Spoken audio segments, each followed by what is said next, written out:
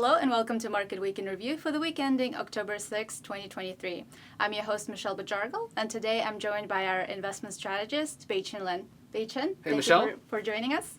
No problem. Well, let's start with interest rates. Higher for longer has been a message that's gotten a lot of investors' attention. So what is our take?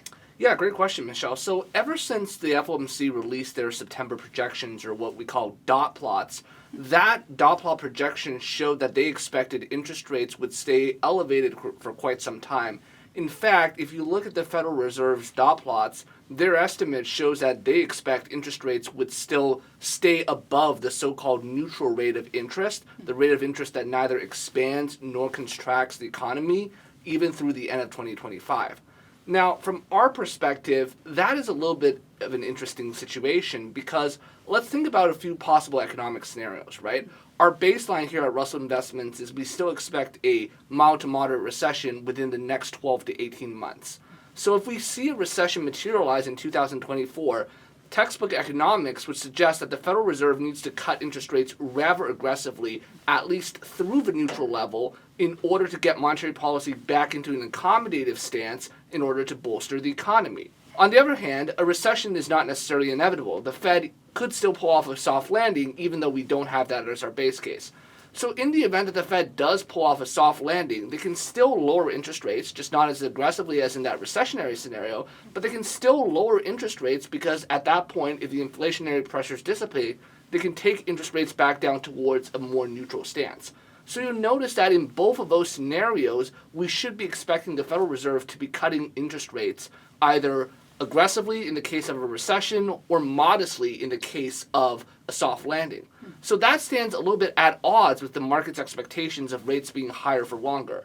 Now, of course, there is a little bit of uncertainty around this concept of where exactly the neutral rate is. The Fed and us estimated somewhere around 2.5% to 3% in nominal terms, but that number could be higher or it could be a little bit lower. But from our perspective, bottom line, the market seems to have latched onto this higher for longer narrative. We would like to remind investors that it's also important to consider other alternative outcomes as well. In particular, we think that it could very well be the case that the markets are going to have to contend with a recession in 2024 and get ready for us seeing the Fed respond aggressively to that. And I guess, given the market volatility, how should investors deal with volatility?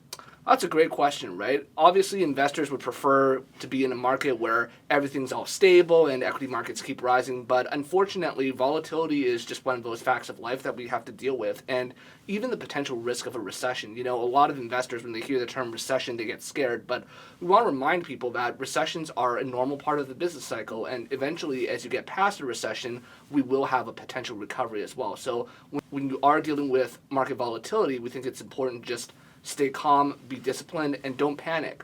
What we're seeing right now in the markets is we're actually already seeing some signs of investor pessimism creep back into the market after investors were previously very optimistic in the summer. And for us, that sign of seeing other investors being pessimistic is a good reminder to us that we need to be disciplined and we need to be cautious but not get overly defensive either. Great. Well, thank you for sharing your insights and thank you for tuning in. We'll be back next week.